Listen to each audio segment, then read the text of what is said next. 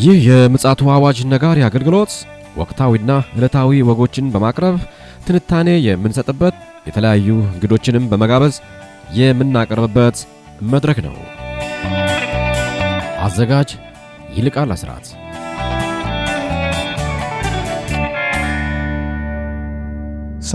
ሰላም ውድ የምጽአቱ አዋጅ ነጋሪ አድማጮቻችን እንዴት ውላችኋል? በዓለማችን ወቅታዊ ጉዳዮች ላይ ተመርኩዘን ከፓስተር አለማየሁ ነሞ ጋር የምንወያይበት መድረክ ነው። በአሁኑ ሰዓት በርካታ ሊባል የሚችል መረጃዎች እንግዲህ በዓለማችን መገናኛ ብዙሃን በማህበራዊ ሚዲያዎች ላይ የተዘዋወሩ ይገኛሉ። እነዚህን ደግሞ መረጃዎች ፓስተር አለማየሁ ሰብሰብ በማድረግ እያጠናከረልን ከዛ በተጨማሪም ማንቂያ ደወል የሚሆን መልእክት ደግሞ ከእግዚአብሔር ቃል ያካፍለናል። አሁን ዓለማችን ምን ሁኔታ ላይ ናት በማለት ከዛ እንጀምራለን። ከፓስተር አለማየሁ ጋር የምንወያየው ውይይት አሁን ተጀምሯል። መስመር ላይ ፓስተር አለማየሁ አለ። በቀጥታ ወደዛ አመራችኋለሁ። መልካም ጊዜ ይሆንልን። እንዴት ዋልክ ፓስተር? እንደምን ወንድም ይልቃል? እግዚአብሔር ይመስገን። ትላንትና አልተገናኘንም። መደበኛው የዜና አገልግሎት ነበረ።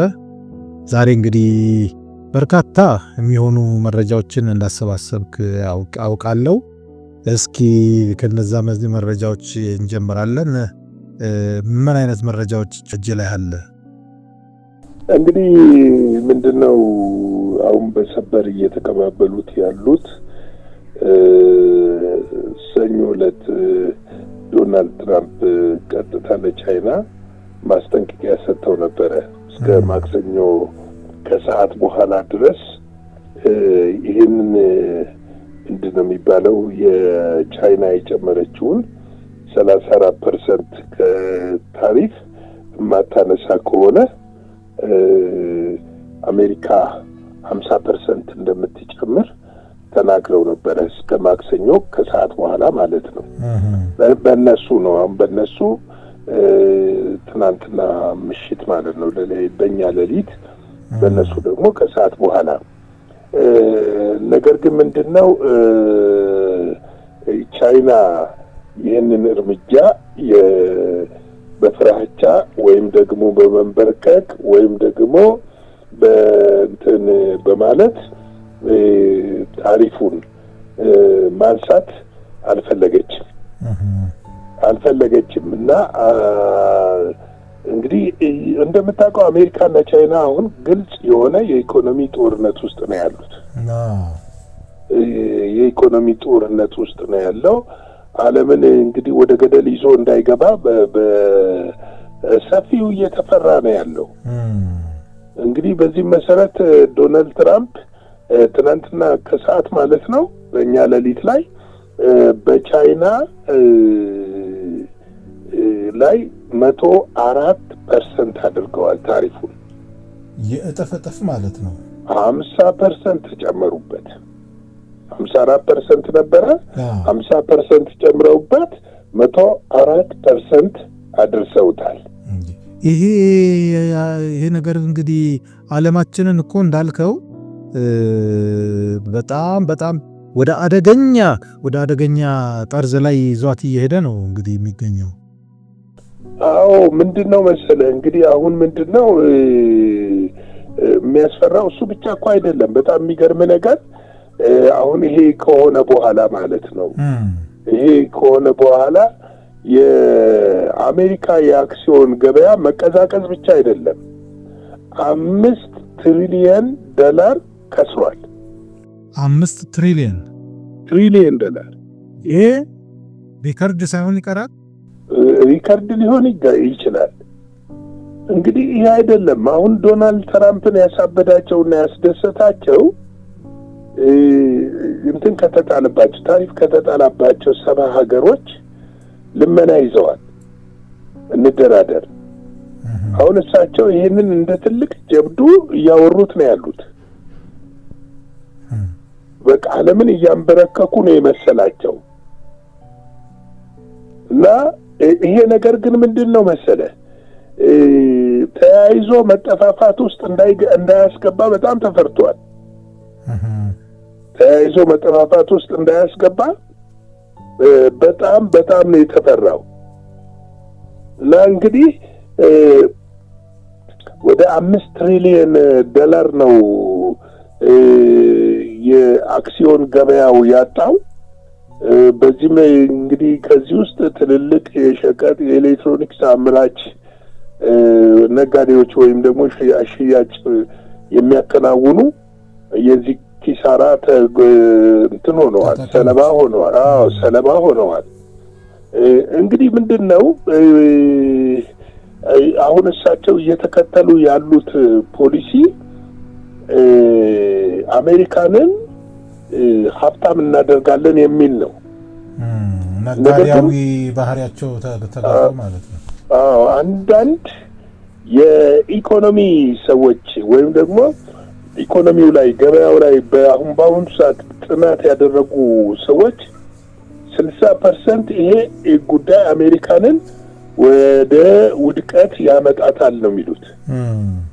የአሜሪካን ኢኮኖሚን፣ የአሜሪካን ሸማች፣ የአሜሪካን ገበያ አደጋ ላይ ይጥላል ነው። ምክንያቱም አገሮች አማራጭ ካጡና ለዚህ ታሪፍ የሚዳረጉ ከሆነ ምርት ወደ መቀነስ ይመጣሉ። አይዘር ደግሞ ምርታቸውን ለሌሎች አገሮች ማቅረብ ይጀምራሉ። ስለዚህ ይሄ ገበያውን ክፉኛ ይወድቃል የሚል ነው። ወደ ባንክራፕት ሌቨል ሊያድግ ይችላል። አስታውሳለሁ አንዴ በኦባማ ዘመን ይሁን በጆርጅ ቡሽ ዘመን እንደዚሁ ከፍተኛ የሆነ ኢኮኖሚያዊ ግሽፈት ተፈጥሮ የተወሰኑ ባለሀብቶች ራሳቸውን እንዳጠፉ ሁሉ አስታውሳለሁ። በጆርጅ ቡሽ ሁለተኛው ዘመን ጆርጅ ቡሽ ዘመን ነው። ትልቅ እሱ አሜሪካ ብቻ ሳትሆን በዓለም ላይ ትልቅ የሆነ የኢኮኖሚ ክራይሲስ የደረሰበት ነውና የአሜሪካ ገበያ ደግሞ እጅግ ሰፊ በመሆኑ የተነሳ ክራይሲሱ በጣም ጎቷት እንደነበረ ይታወቃል። ከዛ በኋላ የፕሬዚዳንት ኦባማ መጥተው ያንን ክራይሲስ አሜሪካ እንድትወጣ ተደርጓል። ምንድነው መሰለና በትናንትናው ዕለት ቻይና ምላሽ እንደምትሰጥ ይጠበቅ ነበረ። ዝምታን ያደረገችው ምንም ምላሽ አልሰጠችም። ነገር ግን በዛሬው ዕለት አሜሪካንን ብቻ ሳይሆን የአሜሪካን ቢሊዮነሮችን ትራምፕ ጉያ ውስጥ ያሉ ቢሊዮነሮችን ያስደነገጠ እርምጃ ወስዳለች ቻይና። ይህን ከሰዓታት በፊት አስታውቃለች። በቢሲ፣ ሲኤንኤን የተለያየ ዓለም አቀፍ ሚዲያዎች እየዘገቡት ነው እስካሁን ድረስ እና የተለያዩ ሙያተኞችን እየጋበዙ ይሄ ነገር ወዴት ይሄዳል የሚል ፍራቻ ውስጥ የገቡ ይመስላሉ። እንግዲህ አሜሪካ ለወሰደችው እርምጃ ቻይና ምላሽ ሰጥታለች። ይህም እርምጃ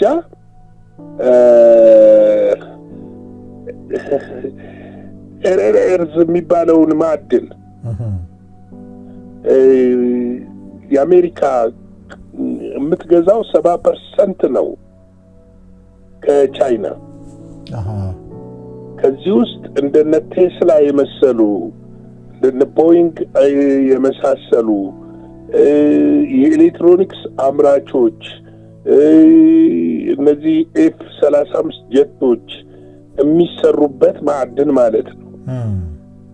ይሄንን ሙሉ ለሙሉ ከዛሬ ጀምሮ ቻይና አቁማለች ለአሜሪካ መሸጥ። ወይ ጉድ! ይገርማል። የሚገርም እሱ አይደለም። ይህንን ባቆመች ቅጽበት ኤለን መስክ ዶናልድ ትራምፕ ላይ ተቃውሞ አሰምቷል።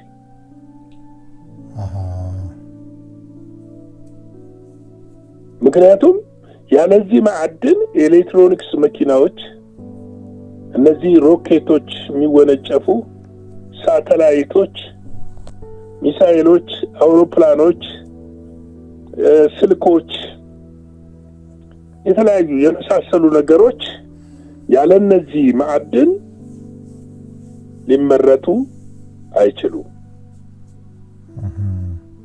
ስለዚህ ታክቲካል ጥቃት ነው ማለት ነው።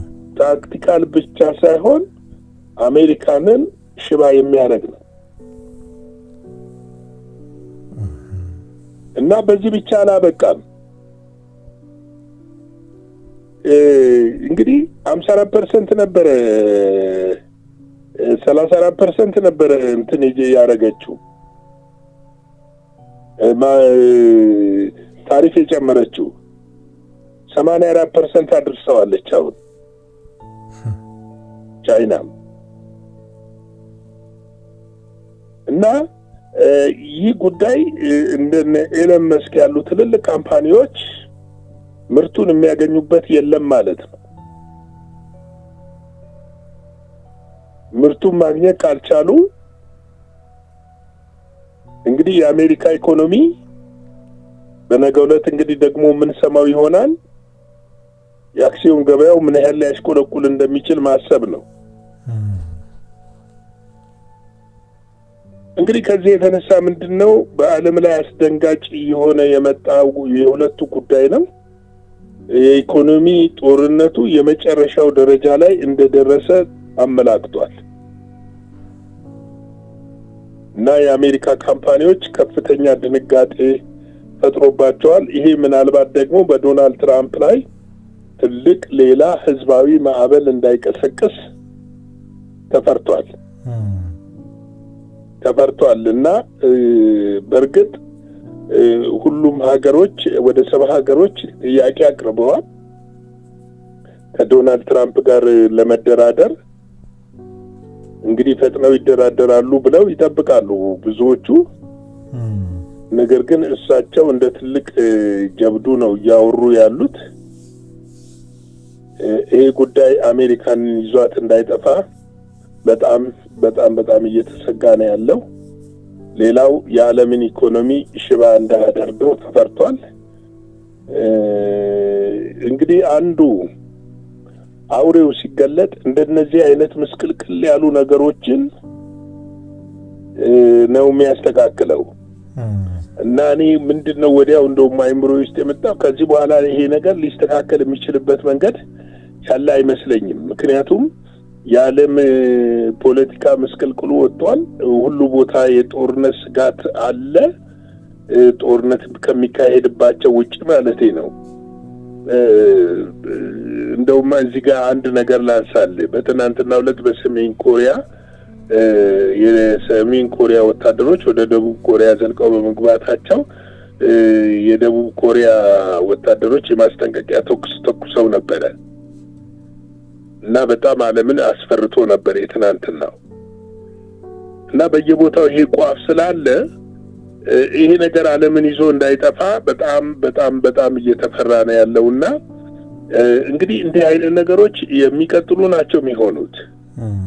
ኢየሱስ ክርስቶስ እስኪመጣ ድረስ እንዲሁ እየተመሰቃቀለ ነው የሚቀጥለው።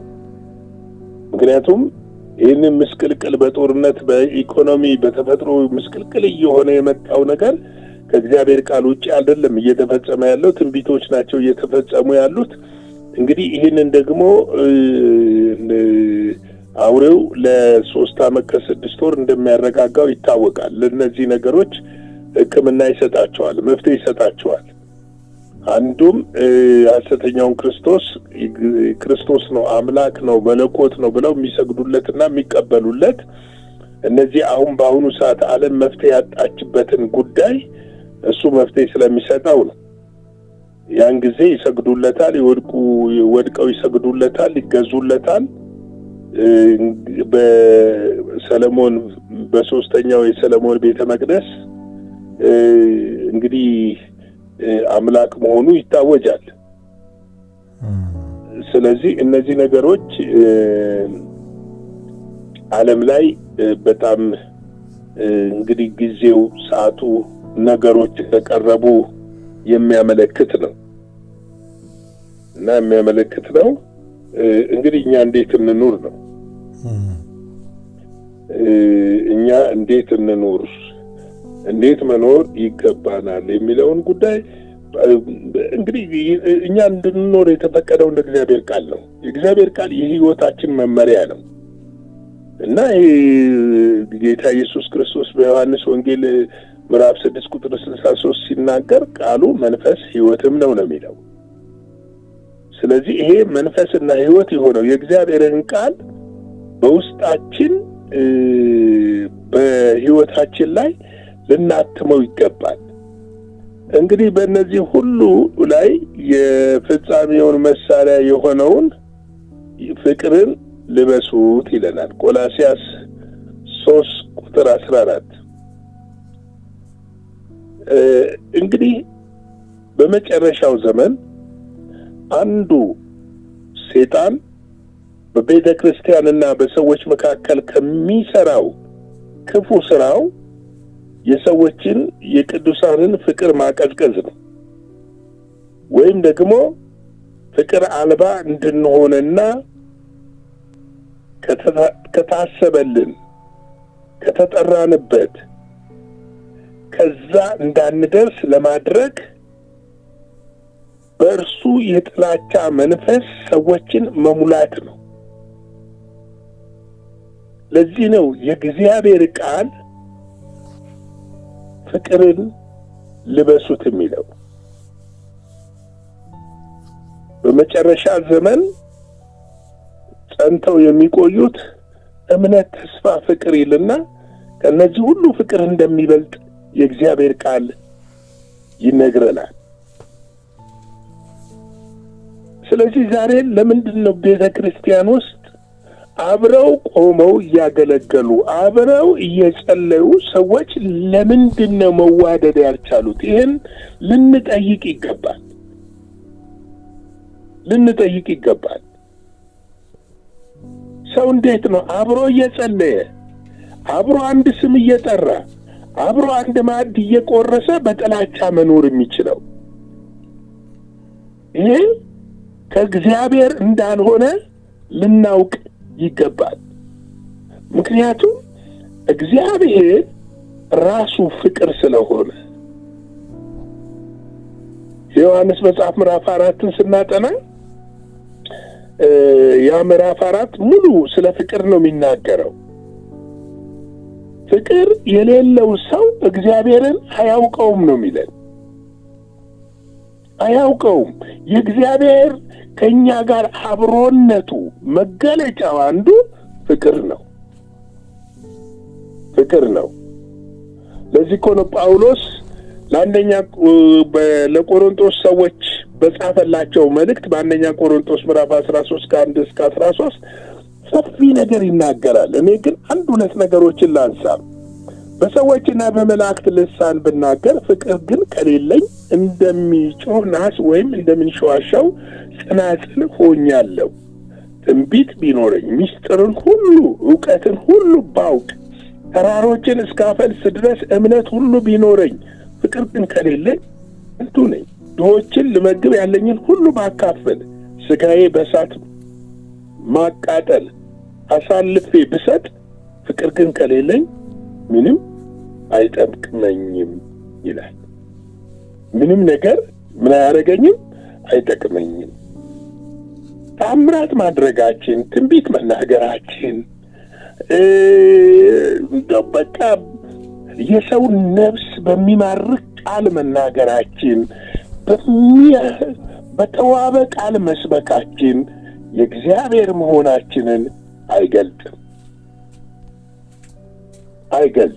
ከንቱ ነኝ አለ እኮ። ከንቱ ምንም አልጠቅም ነኝ አለ። የእግዚአብሔር መሆናችን መገለጫው ፍቅር ነው። ክርስቶስ ከኛ ጋር መሆኑ የሚገለጥበት መንገድ ነው። ለዚህም ነው ሰይጣን ጠብን በመዝራት፣ ክፋትን በመዝራት፣ ጥላቻን በመዝራት፣ ውሸትን በመንዛት በቅዱሳን መካከል መከፋፈልና መለያየትን የሚያደርግበት ዋና ምክንያት ትልቅ የሆነውን የእግዚአብሔር መሳሪያ የሆነውን ፍቅርን እንድንጠል ነው። ፍቅር እንድንጠል ነው። ዛሬ ሰዎች ለምንድን ነው እስቲ ለራሳችን እንጠይቅ። ሰዎች ለምንድን ነው የሚጣሉት? ለምንድን ነው የሚጋጩት? ቤተ ክርስቲያን ውስጥ እያገለገሉ አንዱ ከአንዱ ጋር ሊስማማ ያልቻሉበት ምክንያት ምንድን ነው ብለን ስንመለከት የሰይጣን ዘር እዛ ውስጥ ስላለ ነው።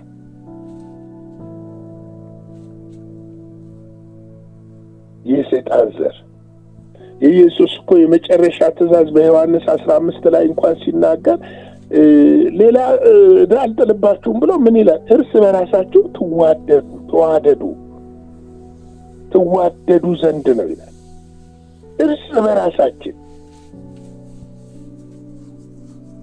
በራሳችን ዘመኑ ደግሞ በጣም እየፈጠነ ሲመጣ ምንድን ነው የሚፈጠረው ስንል ከእግዚአብሔር መንግስት ሰዎችን ለማጉደል በጥላቻና በቂም በክፋት በመሙላት ወደ ጨለማ መንዳት ነው የሰይጣን ሐሳብ። ዛሬ ወንድሞቼ እህቶች የት ጋር እንደቆማችሁ አስቡ እስቲ።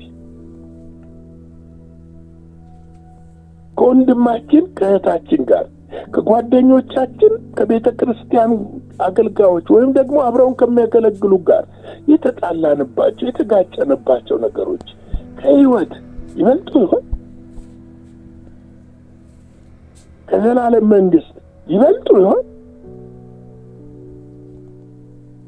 አንዱ ሌላኛውን ችት ያደረግንበት ከእግዚአብሔር መንግስት በእውነት ይበልጥ ይሆን? ከዘላለም መንግስት ይበልጥ ይሆን? ይህን ቆም ብለን እንድናስብ ፈልጋለሁ። ለዚህ ነው ጳውሎስ ለቆላስይስ ሰዎች ጽፍላቸው ፍቅርን ልበሱት አለ። ፍቅርን የለበሰ ሰው ሁሌም አሸናፊ ነው። ለምን? ፍቅር የሆነው እግዚአብሔር አብሮ ስለሚሆን፣ ፍቅር የሆነው ጌታ አብሮ ስለሚሆን። ስለዚህ ዛሬ ይሄንን የጨለማ ዓለም ማሸነፍ እንድንችል ይሄንን የጥፋት ዓለም አሸንፈን ለመጨረሻዋ ሰዓትና ደቂቃ ለመጨረሻዋ ቀን መብቃት እንድንችል ፍቅርን እንልበስ እላለሁ። ይሄ የዛሬ ምሽት መልእክቴ ነው። እንግዲህ ቅዱሳን ወገኖቼ እንደተባረካችሁ ተስፋ አደርጋለሁ። ዓለም ቀደም ሲል እንደነገርናችሁ ነው ያለችው። ተተራምሳለች፣ ተደበላልቃለች፣ ሀይባ የላትም። ነገ ደግሞ ምን እንደሚሆን አናውቅ። ስለዚህ ፍቅር የሆነው የእግዚአብሔር ጉያ ውስጥ እንግባላለሁ። ለእኛ ማምለጫ አለን፣ ለእኛ መሸሸጊያ ዋሻ አለን። ዘመን ሲከፋ የምንደበቅበት ጉያ አባት አለን። ሚከልለን፣ ሚጠብቀን፣ ማይተኛ፣ ማያንቀላፋ ለዘላለም ከኛ ጋር የሆነ ኪዳኑን የማይበላ ታማኝ የሆነ አባትና አምላክ አለን። ኑ ወደ እርሱ ላለሁ ወደዚህ የፍቅር ጌታ። ተባረኩልኝ። እግዚአብሔር ጸጋ፣ ሰላም፣ ምሕረት፣ ቸርነት ከሁላችሁ ጋር ይሁን። ላይክ፣ ሼር፣ ሰብስክራይብ አድርጉ። ይህንን አገልግሎት ከልባችሁ እንደወደዳችሁ ደስ እንዳላችሁ እንድትደግፉን በጌታ ፍቅር እንጠይቃችኋለን። ሁሌም እንደምለው ከኛ ጋር አብራችሁ የመንግስቱን ወንጌል ሰራተኞች ሁኑ ላለው ተባረኩልኝ። እግዚአብሔር ጸጋና ሰላም ይብዛላችሁ። ተባረኩልኝ። ሻሎም። እግዚአብሔር አብስቶ ይባርክ ፓስተር። በጣም ጥሩ የምክርና ቻሌንጅ የሚያደርግ የእግዚአብሔርን ቃል ነው ይዘህልን የመጣኸው። እንግዲህ መንፈስ ለአብያተ ክርስቲያናት የሚለውን ጆሮ ያለው ይስማ ስለሚል እኛ ጆሮአችንን ስለን የእግዚአብሔርን ሐሳብና ጥልቅ የሆነውን መልእክት ሰምተን በተግባር ማዋል የኛ ፋንታ ነው። እውነት ነው፣ ከፍቅር በቀር ምንም ዕዳ አይኖርባችሁ ይላል ቃሉ። በተለይም ደግሞ ቀደም ሲል በዛሬው ዕለት በዜና ሽፋናችን ዓለማችን ሰይጣንን በከፍተኛ ደረጃ በመጋበዝ ላይ ትገኛለች። በቃ ሰይጣንን የመናፈቅ ነገር ነው እየታየ ያለው እና ለኛ ምን አይነት ምልከታ ነው የሚያሳየው? እንደነዚህ አይነት ነገሮችን ስናይ መስመር ውስጥ በመግባት ይበልጡኑ ደግሞ እኛ ደግሞ ጌታችን ኢየሱስ ክርስቶስን እየናፈቅን ሙሽራውን እየናፈቅን ዝግጁና ንቁ የምንሆንበት ዘመን ቢኖር ይሄና ይሄ ዘመን ነው፣ ይሄን ወቅት ነው። ስለዚህ ፓስተር በጥሩ ሁኔታ የጊዜውን መልእክት አስተላልፎልናል። ከኛ የሚጠበቀው ደግሞ ሰምተን በተግባር ማዋል ነውና ለዚህም ደግሞ የእግዚአብሔር ጸጋ እንዲበዛልን ምኞታችን ነው። እግዚአብሔር ቢፈቅድ እንግዲህ በነገው በምሽቱ ክፍለ ጊዜ ደግሞ ሌላ መረጃና መልእክት ደግሞ ይዘን የምንመጣ ይሆናል። የዓለማችን ወቅታዊ ጉዳዮች እጅግ ተለዋዋጭ እየሆነ ስለመጣ እንግዲህ በተቻለን መጠን ፓስተርም እንዲሁ ሰብሰብ እያደረገ ለእኛ ለአድማጮች እያስተላለፈ ይገኛል። እግዚአብሔር አብዝቶ ይባርከው። ስለዚህ በኋላ ላይ እንገናኛለን። እስከዚያው ድረስ መልካም ጊዜ ይሁንላችሁ። አዘጋጅና አቅራቢ ይልቃል አስራት ነበር። ለዛሬ ያዘጋጅንላችሁ ይህንን ይመስላል። በሌላ ጊዜ በሌላ ርዕሰ ጉዳይ እንገናኛለን። የምፅዓቱ አዋጅ ነጋሪ አገልግሎት። መልካም ጊዜ